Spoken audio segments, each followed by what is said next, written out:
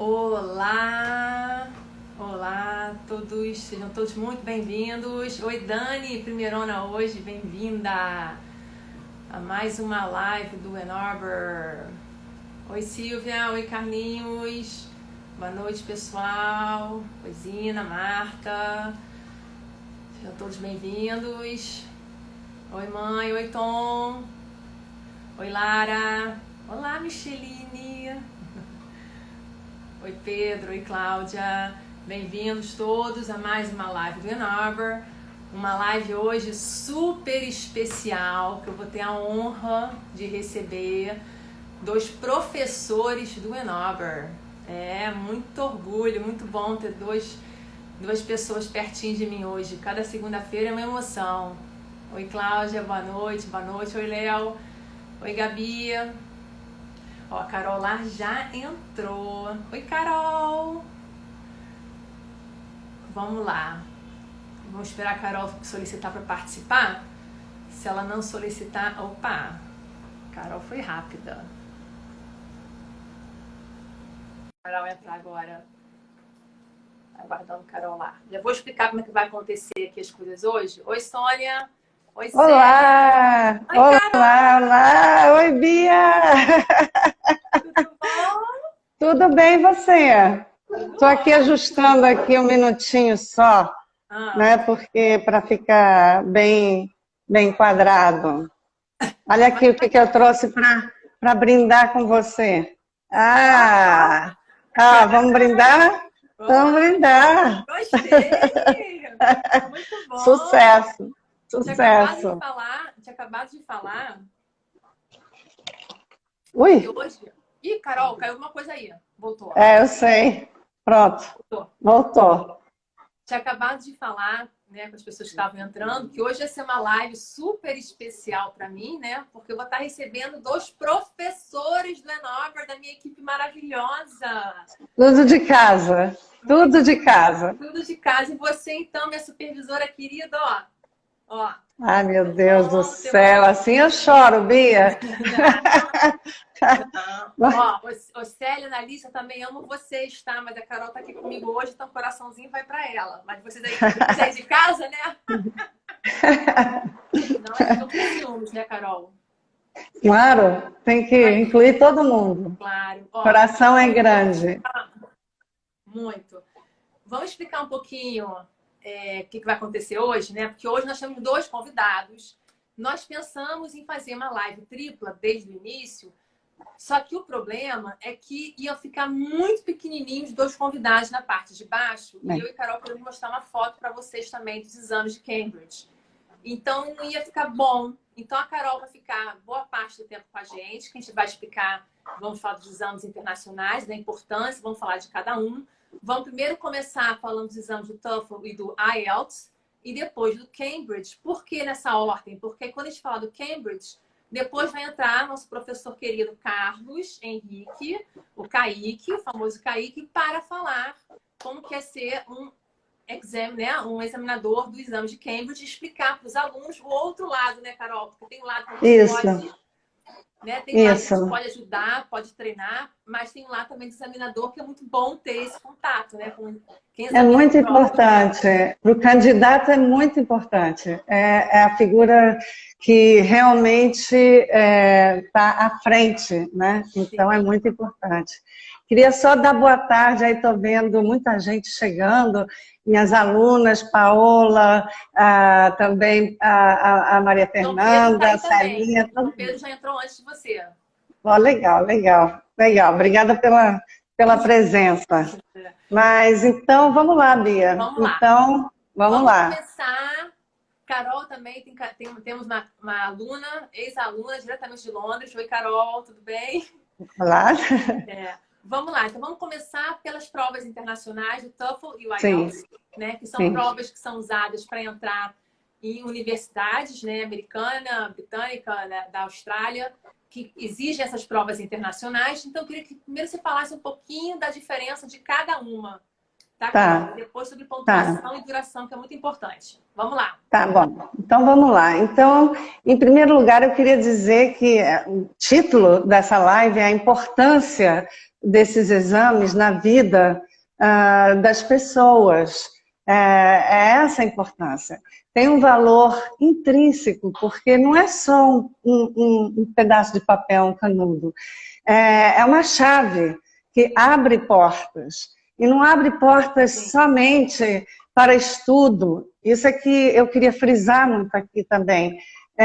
Porque muitas pessoas podem estar se perguntando, mas agora, nesse momento de pandemia, por que eu vou fazer uma prova dessas? Ele abre portas também para companhias, para work experience, para muitas coisas. Então, vamos falar do TOEFL. O TOEFL é a Test of English as a Foreign Language e é diretamente ligado às faculdades americanas, como você falou. Ele tem uma natureza acadêmica apenas. Uma natureza acadêmica, e tanto é que todo o formato da prova é ligado a o que acontece dentro do campus, a vida acadêmica. Mas ele é aceito em 11 mil universidades, portanto, ele tem uma abrangência muito grande. Uma força Sim. gigantesca. E a prova acontece em 150 países, então ele tem uma força muito grande. Esse é o TOEFL, essa é a natureza do TOEFL. Já o IELTS, né? O IELTS, que é o International English Language Testing System, já é diferente, porque ele também é feito para as faculdades, também tem o formato, ele tem dois formatos, que é o Academic Training e o General Training. O Academic Training é dirigido para as faculdades, ele também é aceito em 10 mil universidades pelo mundo. Hoje em dia ele está ficando cada vez tendo mais entrada nos Estados Unidos, cada vez mais popular. Uma coisa que eu queria comentar, Carol, quando eu estive nos Estados Unidos, em janeiro de 2019, levando nossos alunos para San Diego, uma coisa que me chamou a atenção, né, que como eu fico lá na parte da manhã, estava eu e a Aparecida aguardando nossos alunos durante a aula, e eu vi uma turma muito cheia, mais de adultos, mais velhos, eu perguntei para o diretor, que turma é essa, né? Aí ela falou assim, é uma turma especial de IELTS. Eu falei, mas vocês treinam IELTS aqui? Aí ele falou, o IELTS é cada vez mais entrando e sendo aceito nos Estados Unidos. Então, essa é uma informação importante para os alunos, né? Sim. Mas esse é o Academic Training, porque também tem o General Training, que é para imigração. Então, ele é muito importante se você quer se mudar para o Canadá, ou para a Austrália, ou para ficar, porque muita gente está fazendo essa opção neste momento. Sim. Mas ele tem dois formatos, então tem que ver, e é isso que a gente faz aqui no Ann-Arbor, né, Bia? A gente examina bem o perfil do candidato para ver o que ele deseja, para adequar ele à prova que ele deseja, não é? E finalmente nós temos os exames de Cambridge. Os exames de Cambridge... Espera aí. Tá. Espera um pouquinho os exames de Cambridge. Antes de a gente passar para os exames de Cambridge, eu acho importante você falar um pouquinho como é que é a estrutura de cada prova, do TOEFL e do IELTS, tá? Se tem validade, que isso é uma coisa fundamental, porque às vezes as pessoas querem sair fazendo para acostumar. Então tem que falar que tem validade sim essas provas. Então tem que tomar cuidado para não sair gastando dinheiro à toa, né? Que vale a pena treinar, mas tem que saber também que tem validade. E falar um pouquinho da estrutura e, mais importante, como faz para se inscrever quem tem interesse. Fala um pouquinho eu vou falar, mas deixa eu só terminar, Bia, porque eu estou dizendo as diferenças de focos dos três. Então, de Cambridge, o foco é o que tem o maior reconhecimento global. Ele é aceito em 25 mil universidades e ele testa a comunicação efetiva do candidato em qualquer situação. Então, ele é o que tem a maior abertura. Mas agora eu vou passar para o que você me pediu, para falar especificamente... Então, se você fosse entrar em Cambridge, né? Então, não. Não. Desculpa, então vai lá, Carol. Nem é possível, porque Cambridge é bem maior, é bem extenso, não é? Mas então eu vou começar a falar do TOEFL e do IELTS. Em primeiro lugar, as durações, né? A duração do TOEFL mudou em agosto de 2019. Ele foi enxugado, era um exame mais extenso, foi enxugado, agora tem 3 horas e meia de duração. Foi enxugado só 3 horas e meia. Só isso. O reading do TOEFL, como é que é o reading do TOEFL? O reading do TOEFL são 3 textos, 3 a 4, depende, varia, que tem 10 perguntas cada um, de diversos tipos, múltipla escolha, de interpretação, e são todos ligados à vida acadêmica, como eu falei. São textos de sala de aula, são textos de palestras, que têm que ser interpretados. Aí nós vamos passar no TOEFL para, depois disso, para o listening. O listening é como o reading também, integrado às palestras, integrado à sala de aula e conversas de alunos. Você ouve conversas de alunos e tem que responder o que eles estão discutindo. Então, este listening também é feito de uma maneira acadêmica. E então nós temos, depois do listening, nós temos o speaking. O speaking do TOEFL é talvez o mais diferente, porque o speaking do TOEFL é feito através do computador. É o mais difícil. Falar com uma máquina é horrível. Sim, sim. Os alunos, os candidatos ficam, em geral, muito tensos, mas a gente dá um jeitinho, a gente treina eles aqui, e eles acabam fazendo assim que você fica maravilhado, como eles conseguem chegar nesse patamar. Porque são 15 minutos falando no computador sozinho. Ui, é puxado. É puxado. E aí, finalmente, nós temos o writing. O writing é muito parecido com o speaking, onde você tem 3 tarefas. Uma tarefa que eles chamam de independent, e 3 tarefas que são integrated. Mas o que isso quer dizer? As tarefas que são integrated, normalmente, o candidato tem que ouvir um áudio, ler um texto e depois dizer como é que os dois se relacionam. Se relacionam. Isso. Já o independent, aí já é um assunto geral, que pode ser como é que você acha que a internet está influenciando a educação hoje em dia? E você vai debater esse assunto e dar a sua opinião. Sim, você ia fazer uma pergunta? Não, eu ia falar o timing do vencedor. A prova de writing inteira é de 50 minutos. Então, também é muito rápido. São 20 minutos para você fazer a primeira pergunta, a integrated, e 30 minutos para você fazer o writing. Sim. Então, esta é a natureza do TOEFL. Agora vamos falar um pouquinho de IELTS, né? Sim, só falar um comentário, que lá no curso, né, Carol, a gente não tem turmas para treinar para essa prova, porque, como você falou, é bem específico, né, cada segmento, né? E sim, a questão é que cada aluno tem uma necessidade diferente. Tem alunos que chegam lá no curso precisando treinar o writing em 50 minutos e fazer tudo isso que você acabou de falar. Ou tem alunos que precisam apurar esse listening, que, como a Analice falou, é the flash listening, né? Então é treino. Sim. É treinar o ouvido. Tudo tem que ser treinado. Então, a gente trabalha isso só em aula particular para exatamente atender a necessidade de cada aluno. E exatamente. O tempo de preparação depende de como o aluno chega para a gente, né, Carol? Porque a gente não tem muito tempo. Depende do nível do inglês do aluno e da necessidade do aluno que ele precisa, né? E se for uma rapidez grande, aí tem que intensificar a questão da aula particular. Isso mesmo.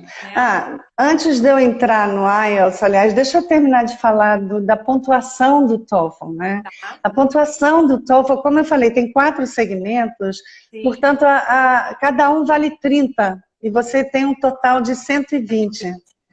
Isso. E aí, como é que isso é medido. Cada universidade vai determinar a pontuação que ela requer. Sim. Então, antes de você fazer a prova, você tem que entrar, tem sites específicos das universidades para você saber qual é a pontuação que você precisa atingir. Sim, sim. Né? Sim. Normalmente, o TOEFL é feito no IBEL, é organizado pelo IBEL, então nós não organizamos as provas, isso Sim. em nenhum caso, né? Isso é importante dizer. Nós Sim. fazemos o preparatório, mas o local do exame é no IBEL. E uma coisa que é muito boa do TOEFL é que ele tem muitas datas das provas. E, portanto, se você, inclusive, também for não tão bem ou não atingir a pontuação que você gostaria de ter ou precisaria ter, é possível 3 dias depois. 3 dias depois pode refazer.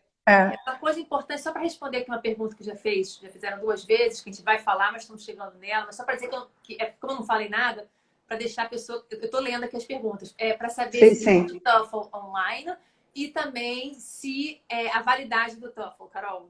Sim, vamos lá. Então, existe o TOEFL online, tá? Todos eles se organizaram para fazer as provas. Tem provas presenciais, tem provas que estão sujeitas a mudanças, por causa da realidade da pandemia. Tem provas, mas tem provas, edições especiais para fazer a prova em casa. Aí tem que instalar aplicativos especiais para isso, mas elas existem. Quanto à validade, a validade do TOEFL é de 2 anos. Depois disso, se não for utilizado, tem que refazer a prova. Tá. E os resultados saem muito rápido. Só os resultados, muito rápido, em 5 dias. Vamos para o IELTS. Para o IELTS, porque eu estou cronometrando aqui. É muita coisa, é muita coisa. Então, o IELTS, como eu falei, ele tem 2 formatos. No Reading, já tem uma diferença. Do Academic Training, o Reading são 3 textos longos, com 10 perguntas. Já do General Training, os primeiros são 2 textos mais curtos, porque não precisa testar tanto a compreensão acadêmica, né? Então, são 2 textos mais curtos e um mais longo no final. Aí nós vamos passar para o Listening. O Listening é igual para os 2. O Listening tem 40 perguntas, é dividido em 4 partes, que vai aumentando em termos de dificuldade. E aí, mas é igualzinho, não muda. Já quando nós chegamos ao Writing, aí muda bastante. O Academic Training, o Writing Task 1, é análise. É uma análise que você tem que fazer e um relatório que você tem que escrever. De gráficos, de diagramas, de mapas. Então, é puramente analítico. Sim. E você não tem que dar a sua opinião, em momento algum. Já o Writing Task do General, como é para pessoas que vão emigrar, é uma carta. Uma carta que você vai fazer um pedido para uma instituição, ou uma carta que você vai fazer uma reclamação. É uma carta. A boa notícia é que o Writing Task 2 é igual para os 2. E aí, é da mesma natureza do TOEFL, você vai discutir um assunto, por exemplo, o que você acredita, você acha que as crianças têm que ganhar muitos presentes? Dê uma opinião contra e dê uma a favor. O writing do IELTS também é muito rápido, são 60 minutos, você tem 20 minutos para fazer o Writing Task 1 e você tem 40 minutos para fazer o Writing Task 2, que na verdade é o que tem mais peso, o Writing Task 2. E aí finalmente nós chegamos ao Speaking do IELTS, que é feito com o examinador. Entra o examinador na história. É muito melhor, né? É muito melhor. As pessoas se sentem muito mais à vontade. E ele é feito em 3 partes. A primeira parte é uma curta introdução. A pessoa se apresenta, fala um pouco de si. Depois, na segunda parte, aí o examinador dá um tópico e a pessoa tem que falar durante 1 minuto. 1 minuto direto. Parece pouco tempo, mas é muita coisa. 1 minuto. É muito. É muito. Tem que falar durante 1 minuto para ver a fluência. Justamente para testar a fluência. Se a pessoa é capaz de não ficar gaguejando. Exatamente. E aí tem a parte final, que é aí a parte de interação com o examinador. Bom, a pontuação do IELTS é diferente. É feita em termos de faixas, de bands, que vão de 9 a 1. 9 e 1 são impossíveis de tirar. Graças a Deus, ninguém tira 1. E 9 são para native speakers, porque native speakers fazem IELTS também. Ou então para experts. Então, normalmente, a faixa do IELTS fica em 8 a 7. E 6 é o band que você precisa, o mínimo para tirar. Mais uma vez, você tem que consultar as faculdades para saber o que elas exigem. Sim. A validade também é de 2 anos, também precisa refazer a prova. E uma coisa também importante para dizer aqui, que a mesma questão do TOEFL, né? Lá no curso também, nossa preparação é em aulas particulares. Como a Annalise escreveu aqui, né, é importante treinar, é importante saber a estratégia, como também comentaram aqui, né? A Nete comentou, estratégia de cada exame, o que está te esperando e treinar o aluno para isso, né? Exatamente. Você falando, parece que é uma coisa assim, muito difícil, mas você treina, a gente treina para a prova e aí a gente consegue fazer a prova, né, Carol? É questão de treinar mesmo. Consegue. A gente tem ótimos resultados. E é isso, porque você está colocando o candidato no foco que ele tem. Você está na natureza que ele tem. Isso é muito importante. Sim, né? Sem dúvida. Carol, agora por questão de timing, vamos passar para os exames de Cambridge? Vamos, está na hora. Está na hora. Vamos começar mostrando aquela nossa foto que tem todos os exames? Por favor. Posso colocar? Pode colocar. Então vamos lá. Peraí, só entrar aqui no meu... Aí separou essa fotinha aqui para mostrar para vocês. Eu fico aqui pequenininha. Pena que eu cobri o CPI e o CAE.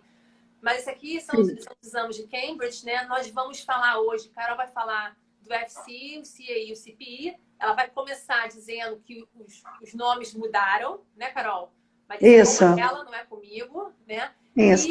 E a gente não vai falar do CAT e do PAT, porque são exames que a gente não incentiva nossos alunos a fazerem, por ser são exames de níveis bem mais baixos, não tem significado para a vida deles, é um treino que não ajuda para as outras provas, né? E esses exames de Cambridge, isso é uma coisa importante que a gente não falou antes, todos esses exames são muito caros, né, Carol?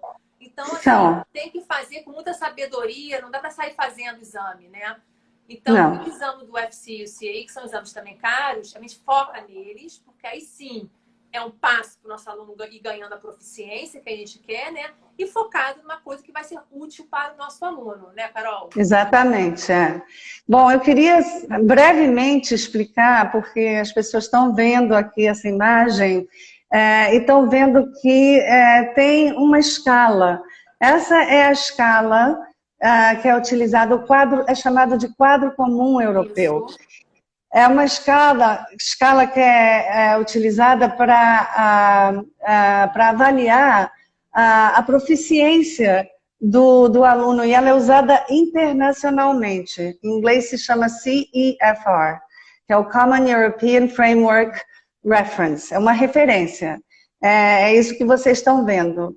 Como a Bia falou, a gente não vai se deter no PET e no CAT, que estão nessa escala no A1 e no A2, mas nós vamos começar pelo antigo FCE, que hoje em dia se chama B2 First, não é?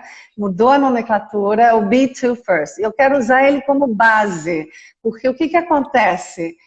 Esses exames são muito parecidos entre si, eles têm o mesmo formato.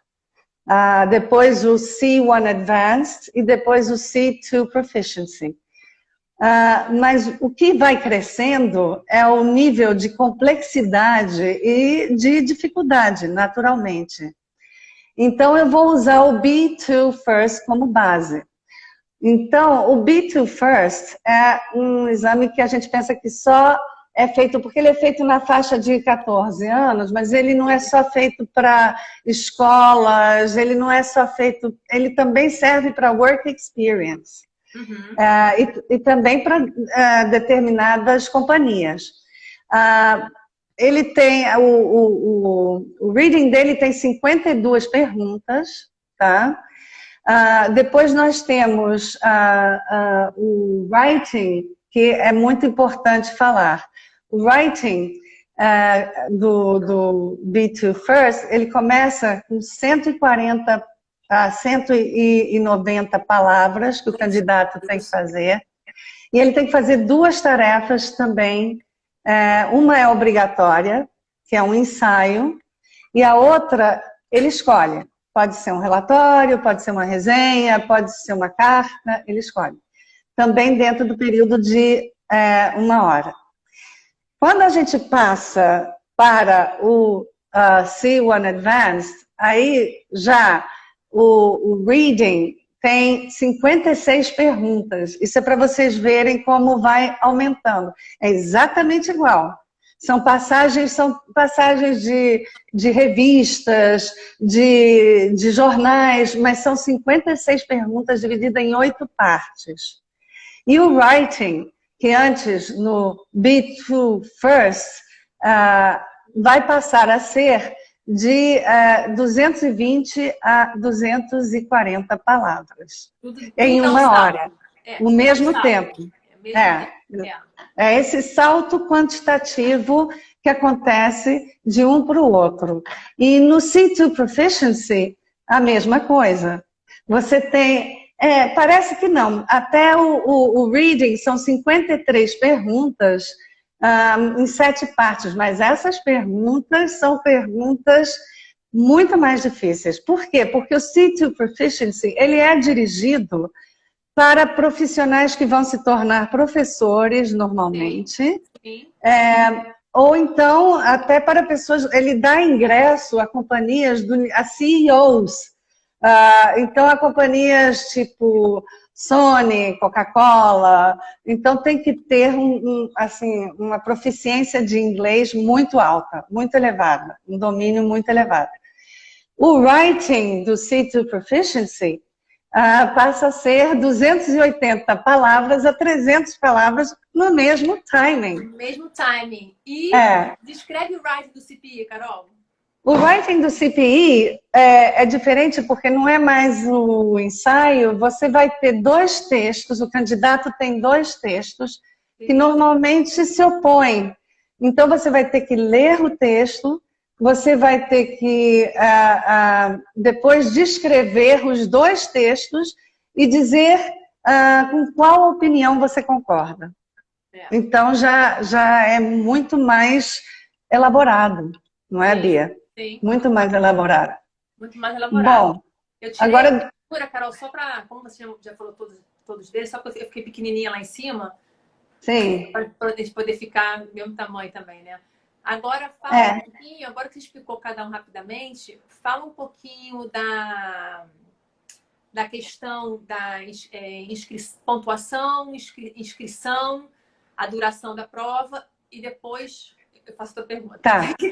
Tá bom, é muita coisa. É muita coisa. Muita coisa. Bom, vamos falar... Rapidinho, Carol, calma, Analice, vamos falar de validade, está aqui na lista. Vai lá, Carol. Tá. Vamos falar o quê? Não, primeiro vamos falar da pontuação, né? Sim, que é o que a gente fez. Sim. A pontuação é feita... bom, como eles avaliam, é também em bands, de 1 a 5. Mas, na verdade, essas bands são porcentagens. São porcentagens e no final, a nota que você recebe não é em bands como no IELTS, é em conceitos. Sim. Então, são A, B, C, D. essa é a pontuação dos exames de Cambridge, de todos eles, todos eles. A validade, que a Analice está perguntando aqui, não existe. Olha que boa notícia! Olha que boa notícia! É para a vida inteira. Então você não precisa. Por isso é que esse exame é muito, muito, muito feito pelo mundo afora, porque é um exame para a vida inteira. Ele começou em 1913, Bia. Eu estava olhando, começou a ser feito em 1913. Uau. Aí você me perguntou sobre validade, você me perguntou sobre pontuação. E o que mais? Minha pergunta agora, você já falou um pouco você já falou a questão da divisão, né? Sim. Só que do CAI, eu acho que você não falou da divisão, porque o CAI tem uma divisão diferenciada, né, Carol? Antes de a gente falar da preparação dos nossos alunos, quais são as partes do CAI?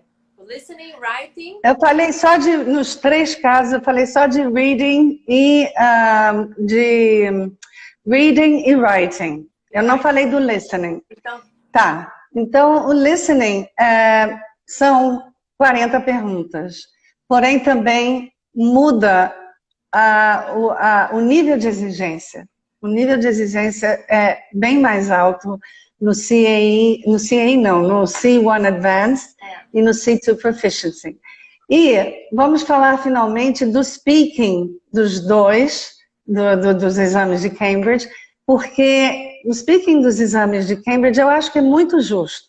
É feito com 2 examinadores, normalmente. Sim. Um que vai ser interlocutor e o outro que vai estar ouvindo o que o candidato está produzindo. Então, eu acho muito, muito justo. E é feito em conjunto. Então, o aluno, o candidato não se sente sozinho. Ele entra com um par, ele entra ou em duplas ou em trios. A primeira parte é uma apresentação. A segunda parte, ele vai ter que fazer mais ou menos o que é feito no IELTS, que é falar durante 1 minuto. Só que ele faz isso em dupla, interagindo. Um ajuda o outro. É maravilhoso. Né? Que nem nossas provas orais, né, Carol? Um aluno ajuda o outro, né? Isso eu vou falar daqui a pouquinho. Como as nossas aulas são, assim, os verdadeiros preparatórios para Cambridge, tá?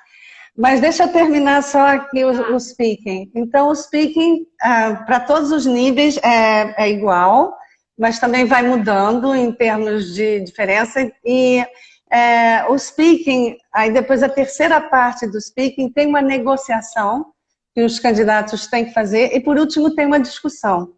Agora, o que eu quero chamar a atenção do speaking, dos exames de Cambridge, é que, assim como de IELTS, eles podem acontecer... não são feitos no mesmo dia, não. Sim. Eles podem acontecer antes, eles podem acontecer depois, ou eles podem acontecer no mesmo dia. Só que como a gente está nessa realidade de pandemia, o que está acontecendo normalmente, que eu sei, é que eles estão sendo realizados em outros dias, para não ter aglomerações. Sim, sim. E quem faz e agora, fala um pouco das inscrições e quem aplica os exames?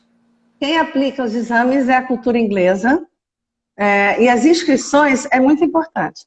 Porque, por exemplo, as provas são feitas de Cambridge, normalmente no primeiro semestre, em junho. Então, você tem que se inscrever, como a Bia falou, são provas caras, você tem que se inscrever em março, para poder pagar em prestações, porque senão você vai ter que pagar integralmente. Sim. Então, você faz a inscrição em junho, em março, para fazer a prova em junho, julho. São 4 meses que a gente faz aqui de preparação, porque, como a gente viu, é muito extenso. Sim. São 4 meses de preparação. Já no segundo semestre, as provas estão sendo feitas agora, novembro e dezembro, e você tem que se inscrever em setembro. Isso tem que ter muito cuidado e tem que acompanhar bem. Sim, a questão das inscrições, nós sempre orientamos nossos alunos, né, Carol? Porque a gente tem contato com a cultura inglesa, então a gente informa nossos alunos para eles não perderem prazo, nem perderem a chance de parcelar. né? Sim. É muito importante a gente falar uma coisa, que eu vou falar uma coisa, depois eu te pergunto com outra, que nossos alunos que fazem o Advanced 1, o 2 e o 3, quando eles terminam esse 1 ano e meio, eles estão aptos a fazerem a prova do FCE, né?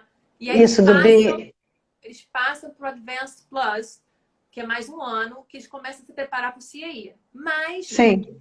quem depois acaba no Advanced Plus 2 e que quer, né, e o seu aluno quiser fazer a preparação do CAE, aí é isso que você acabou de falar. Nós temos um semestre específico para os alunos prepararem para essa prova, porque tem uma diferença muito grande do B2 First, B2 First. né? E C1 e C1 Advanced, para não falar errado os nomes, né? Não é isso, Carol? É isso aí, Bia. Agora, o que eu queria falar, complementando o que você disse, é que desde que os nossos alunos entram no pre-intermediate, no pré-intermediário, os livros que nós usamos, o material didático que nós usamos, já é todo preparado para familiarizar o aluno com os tipos de perguntas que tem nas provas. E eles vão ficando cada vez mais aptos nesses tipos de... Porque aí a mesma coisa acontece no nível intermediário e nos níveis avançados. Então acontece muito quando a gente faz, porque a gente faz os simulados, quando a gente chega já no Advanced para fazer o B2 First, e os simulados no Plus para fazer o C1 Advanced, eles olham a prova e dizem assim, mas a gente faz isso em sala de aula. Aí a gente diz, exatamente. Porque aí a gente volta àquela questão que você colocou logo no início, Bia, que quanto mais familiarizado, e a gente tem esse cuidado aqui no Ann Arbor, quanto mais familiarizado o aluno estiver com a prova, melhor ele vai desempenhar.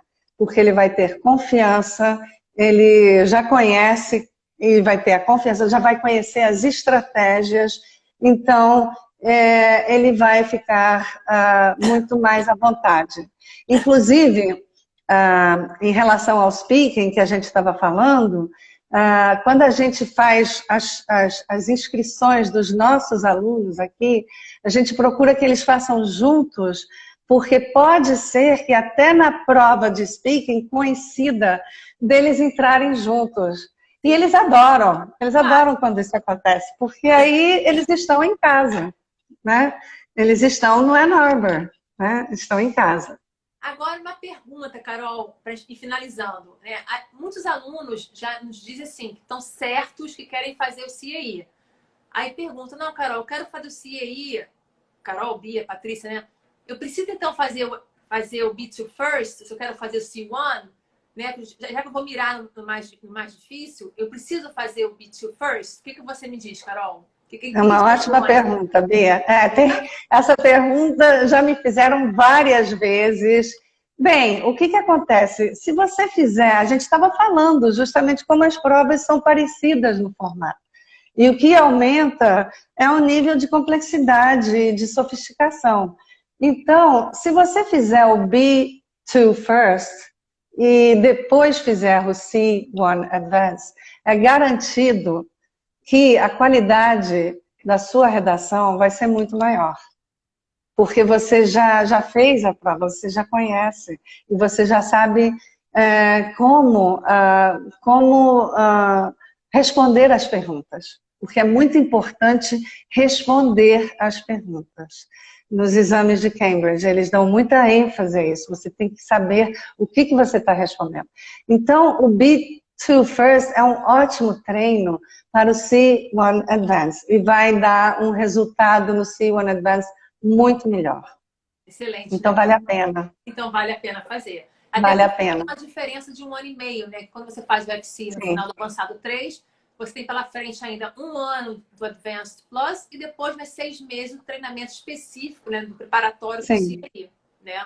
Sim, fora, como a gente falou também no início, Bia, todas essas provas são feitas não só pelo valor extrínseco para apresentar um papel, fora a proficiência, a segurança a flexibilidade que vai dar ao candidato, já tendo tendo a experiência é muito importante. Sim, sim. Né? O canalista falou aqui, não precisa, mas é vantajoso, sem dúvida. Há um ganho muito grande para o aluno, sem dúvida nenhuma. Sim, sim. Carol, você quer falar mais alguma coisa para eu poder chamar o Kaique, para ele poder... Não, Bia, eu acho que nós cobrimos. Eu não sei se alguém tem mais alguma pergunta, mas eu acho que nós conseguimos cobrir tudo, né? Assim.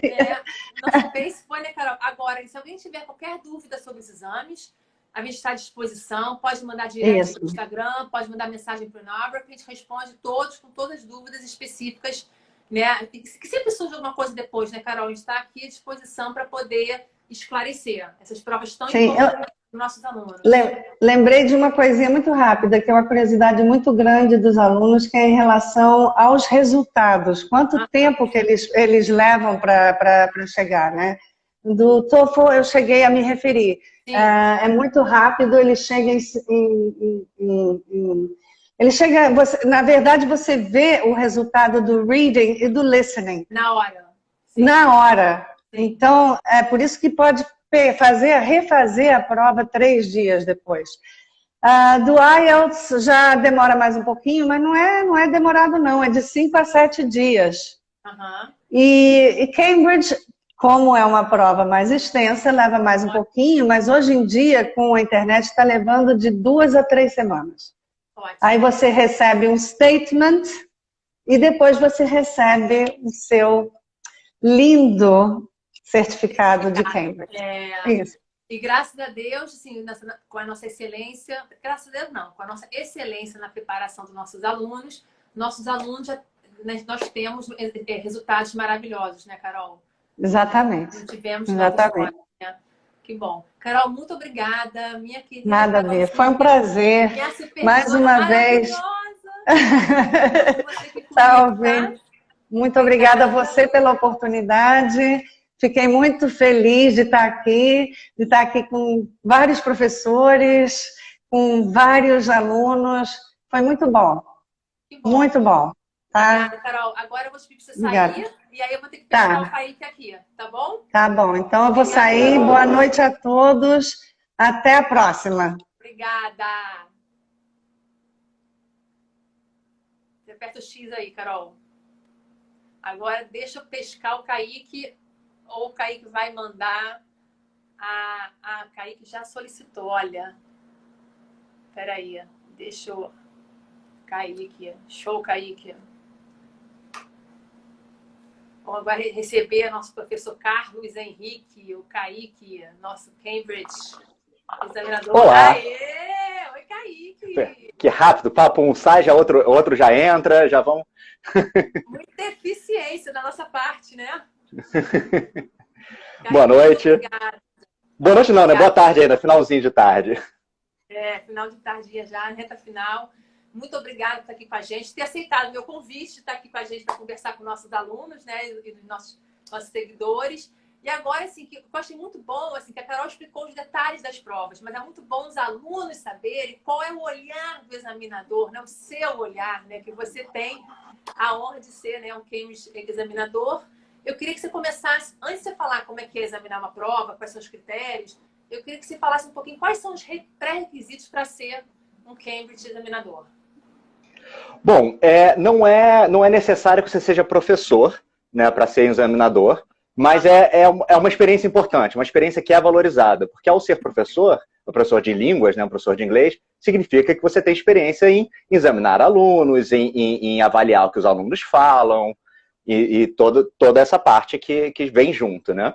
Mas, certamente, o principal é saber o inglês. Então, quer dizer, você estava falando na conversa aí com a Carol sobre os exames de Cambridge e tudo mais, é muito desejável que o examinador tenha o nível do proficiency, né, o C2, porque significa que você vai ter um bom conhecimento da língua e que você vai poder avaliar. Mas só isso não basta, né? Aquela coisa, o conhecimento da língua é o aspecto técnico para você poder avaliar, mas tem um aspecto prático que é você saber ouvir, né? Saber utilizar a língua não necessariamente te habilita automaticamente para saber ouvir e saber avaliar. Então, tem tudo isso. Então, como professor. Mas, de qualquer forma, depois que você entra como examinador, tem todo um treinamento que você vai tendo para poder ir ajustando essas, digamos, esses vícios que às vezes você carrega como professor. Às vezes, você sabe que os alunos sempre erram X. Aí quando eles erram, aquilo ali já te dá aquela raiva e você quer tirar um monte de ponto por causa disso. Tipo, isso você esquece como examinador de Cambridge. Isso não pode acontecer. Boa. Mas aí depois, com certeza, tudo que você tiver no seu currículo em relação a línguas vai te ajudar a ser escolhido como examinador. Esse é o pré-requisito básico. Saber ter experiência com avaliação. E aí isso vai te colocar na porta. E aí, quanto mais experiência que você tiver, vai te ajudar a te escolher, ao invés de escolherem outras pessoas. Sim, ótimo, excelente, Kaique. Não é para qualquer um, né? Para ter o CP, né? O CPI, né? CT Proficiency, tem que ser, né? Já lá em cima, sem dúvida nenhuma. Agora, fala certamente. como é que é examinar as provas. Como é que é assim, por exemplo, como é que você sabe, né? Óbvio que tem as questões certas e erradas, mas o writing e o speaking, que é uma coisa sempre ponto de interrogação, né? Porque para um ele pode ser muito bom, para outro ele não pode ser tão bom. Como é que você examina coisas que não é assim, papum, né? A resposta está certa ou errada, como o speaking e como o writing? Isso é bastante interessante, né? Os examinadores que tem no Brasil examinam só a parte oral, é só o speaking. Toda a parte de writing, toda a parte de reading, de listening, que são respostas mais objetivas, tirando o writing, mas todo o resto da prova são respostas objetivas, elas são enviadas para uma central de Cambridge e estão avaliadas. Então, o examinador local, que é o meu caso, ele é responsável pela parte de speaking. Né? O aluno está falando com você ali diretamente e você está respondendo. Então, eu não tenho como dizer exatamente como o examinador de writing vai avaliar a prova. Mas os critérios são parecidos, porque é justamente o que você comentou, que é algo que é muito abrangente. O que é certo, o que é errado, o que é produção. Então os examinadores são treinados para avaliar esse tipo de coisa. Depende do nível. Né? Então, você está ali numa prova de Key, né, que é A2, que é aquele nível bem básico, você está ali procurando se o aluno consegue pronunciar as palavras claramente, se ele consegue passar o que ele quer perguntar, mesmo que ele cometa erros. Então, numa prova de Key, por exemplo, às vezes tem uma parte que você precisa fazer perguntas um para o outro. Aí o candidato pergunta assim, what time? A estrutura gramatical não está correta. Mas o fato dele ter acertado a entonação, dele ter acertado o contexto, isso tudo é levado em conta. Agora, quando você já está numa prova de Advanced, né, o C1 Advanced, aí já é outra coisa. Se falar isso já não é o suficiente. Por mais que sejam perguntas parecidas. Se você pega uma pergunta, por exemplo, numa prova de First, como a Carol estava comentando, né, muito parecida a prova de First com Advanced, o que muda é a exigência. Então, às vezes, você pode ter a mesma pergunta numa prova de First e uma mesma pergunta na prova de Advanced. E aí, como você vai avaliar? É como que o candidato vai produzir. Então, ele tem que produzir de uma forma que esteja nivelada com o esperado dele. Então, num aluno de First, de repente, ele é esperado responder a pergunta X, uma forma direta, uma forma objetiva e correta. Advanced ele já tem que se questionar sobre aquela pergunta. Ele já tem que falar de uma forma um pouco mais... E se fosse desse jeito? Elaborar, mas elaborar também de uma maneira objetiva, né? Você não pode sair elaborando e sair filosofando. Você também tem que estar ali objetivado, porque você tem também um tempo limitado para isso. Sem dúvida. E a pessoa que na prova de speaking, né? Geralmente são 2 examinadores. Né? E como é que é isso, dividir com um colega também? Porque é uma responsabilidade, né, Kaique? Você julgar um candidato, né? E que ele está esperando o resultado e a vida é importante para a vida profissional dele, né? Ou para estudar. Como é que é essa avaliação a 2? Isso realmente de você avaliar com 2 pessoas ajuda muito em questão da responsabilidade, sim. Né? Apesar de cada um ter uma função diferente. Né? Uhum. A gente, como examinador, não pode discutir a nota. Eu não posso virar para o examinador e falar, eu acho que ele falou não sei o quê. O que você acha? Não é isso. Cada examinador tem que ter o seu critério e cada examinador está avaliando coisas diferentes. O interlocutor, que é a pessoa responsável por levar a prova, ele está ali preocupado com o timing, ele está preocupado em dar oportunidades iguais para os alunos participarem, para os candidatos participarem, é sempre uma... ele está responsável por certificar que vai estar todo mundo terminado, vai ser justo com os dois candidatos, ou três, que a prova pode ser feita em dupla ou em trio. Né? E enquanto o examiner, né, está responsável por ouvir com mais atenção e dar as notas, ele tem um conjunto de notas mais específicas que ele tem que prestar atenção. E aí esse interlocutor vai dar uma nota geral. Na minha avaliação, no meu ponto de vista, a atuação geral desses dois alunos foi X, foi Y. Né? E a nota é individual também. Então, aquilo a gente comentar, um ajuda o outro. Realmente, pode acabar ajudando o outro, mas a avaliação é individual. Então, se você tiver um candidato que está precisando muito de ajuda, ele não importa que o outro ajude, ele não vai, ele só está fazendo bem para o outro, mas não está fazendo bem nenhum a quem está sendo ajudado. Entendi. Né? Porque o examinador está vendo ali que ele não está tendo iniciativa, que ele não está conversando, que ele não está tendo opinião própria. Ele não toma a frente, né? Exatamente. Então, por isso que o examinador tem que estar muito atento com essa dinâmica. Se um aluno não está participando, se todas as oportunidades de interação, você tem um aluno que está dominando, um candidato que está dominando a conversa e outro que está falando pouco, o examinador tem que dar a oportunidade desse candidato falar mais. E se ele abre mão dessa oportunidade, ele fica respondendo, é o que eu acho, acabou. Só isso. Entendi. Isso vai ser muito ruim para a nota desse candidato. Então, isso é uma coisa muito importante de passar nos preparatórios, que o candidato, você precisa mostrar o seu inglês, você precisa aproveitar as oportunidades. E na interação, você dominar a conversa ruim, você não falar nada é ruim. Então, você tem que ter essa troca. Eu fazer perguntas, você responder as perguntas, e aí eu prestar atenção no que você respondeu, para eu não repetir o que você acabou de falar. Tudo isso é reparado. Entendi. A gente está com duas perguntas aqui. A primeira pergunta é se você já, por um acaso, pegou algum aluno ou ex-aluno seu, com você sendo examinador. Isso já aconteceu, Kaique?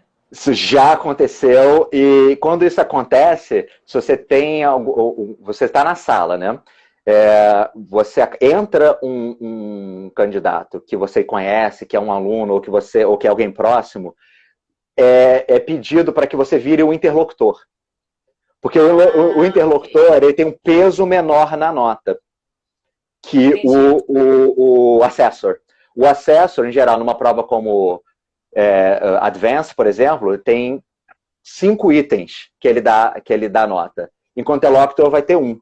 Então, para evitar, assim, é claro que a gente é treinado e há uma distância muito grande, mas para evitar qualquer tipo de desconfiança no sentido de a nota do fulano só foi alta.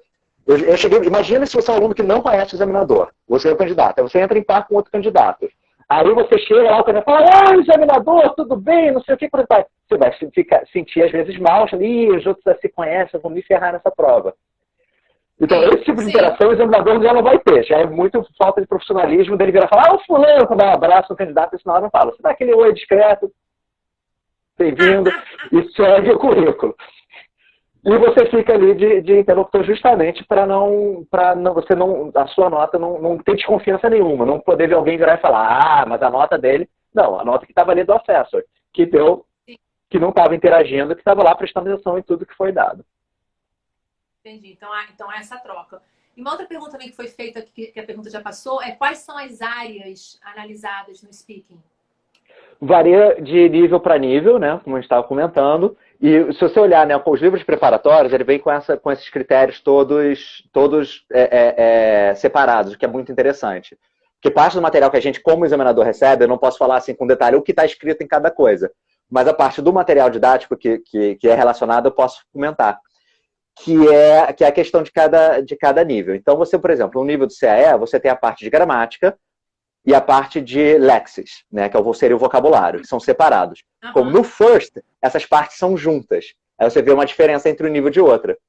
Enquanto no First você tem Grammar and Léxis. Então, quer dizer, tudo aquilo que você produz de gramática e de vocabulário é considerado como uma coisa só.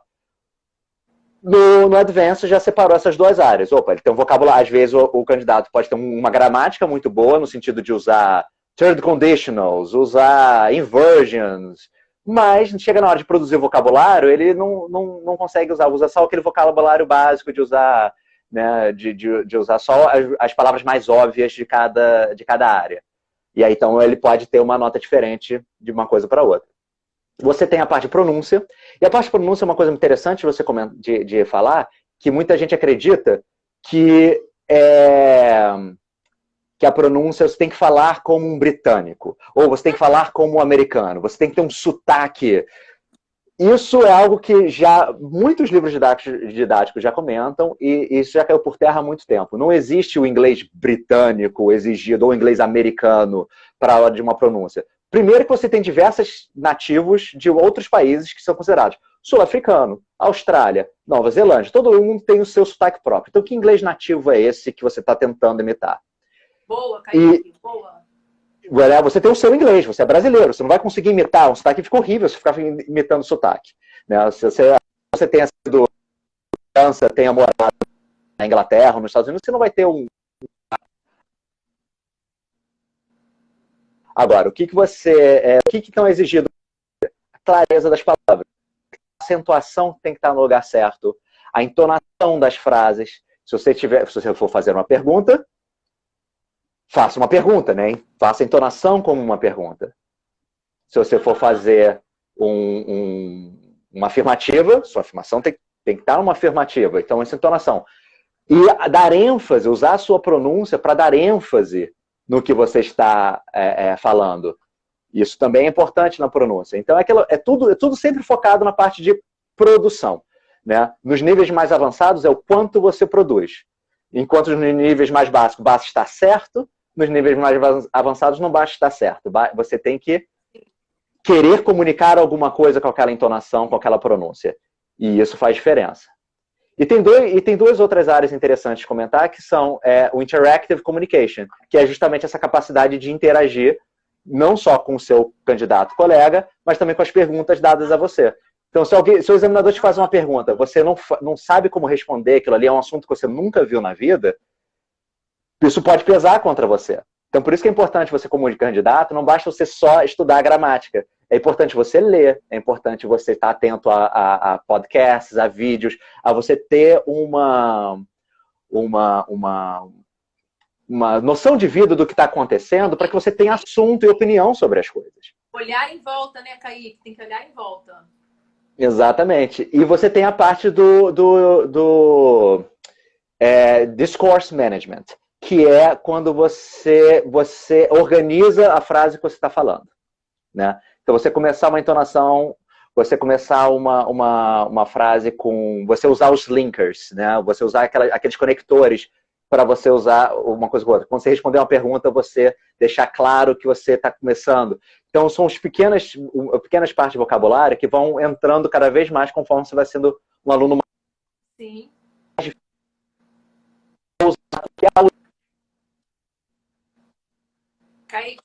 Kaique, você congelou. Kaique congelou. Para mim... Peraí, Kaique. Rapidinho, Kaique, você congelou. A gente foi até os linkers. Aí o aluno... Aí aqui ficou congelado. Retorna aí, por favor, rapidinho. Tudo bem. Então, se você usou uma palavra bonita, assim, nevertheless, que palavra linda. É um linker. Mas se você não usou ela dentro de um contexto adequado, usou por usar, não vai te dar conta. Claro que não. Né? Então você tem que estar muito mais integrado nessa questão de você... É melhor você, de repente, ser mais fluente, falar algo que tenha uma ligação, um raciocínio lógico completo, do que se ficar tentando usar um monte de vocabulário teoricamente avançado, mas sem sentido nenhum. Claro, com certeza. Kaique, a gente está chegando no final da nossa live. A gente tem 2 minutos. Você quer dizer alguma coisa para encerrar? Olha, sim. Para os candidatos que estão pensando em fazer a prova, fiquem tranquilos, fiquem calmos, né? Sejam vocês mesmos, não tenta virar uma outra pessoa na hora. Quanto mais tranquilos e relaxados vocês estiverem na prova, e tenha confiança de que toda a estrutura que está ali dos examinadores de Cambridge, principalmente, não é para prejudicar o candidato. Em nenhum momento o examinador está pensando assim, vou dar uma nota baixa agora, ha. Não há prazer nenhum em fazer isso. A gente está ali sempre pensando em ser o mais justo possível, sempre dar a mais oportunidade possível para os candidatos. Então, se um candidato às vezes chega nervoso, tá ali tremendo, o examinador vai tentar sorrir, olhar no olho, falar aquela coisa para deixar o candidato mais tranquilo, para você poder respirar e começar a prova com tranquilidade e poder produzir aquilo que você sabe. Isso é bom, né? Isso é bom porque senão o candidato cria uma barreira, né? Cai com aquele estranho na sua frente, né? Excelente dica. Às vezes... Nós estamos com os alunos do CAI fazendo, a NET acabou de preparar uma turma de CAI e a gente está com o aluno agora fazendo prova, né? Então, estamos também torcendo por eles nesses dias. Kaique, muito obrigada. Muito obrigada pela participação. Uma honra ter você, Carol, aqui comigo hoje. Foi ótimo. Obrigado pelo convite. Vocês dois do meu ladinho. Muito obrigada, tá? Boa noite. Obrigado pelo convite. Foi uma honra estar aqui.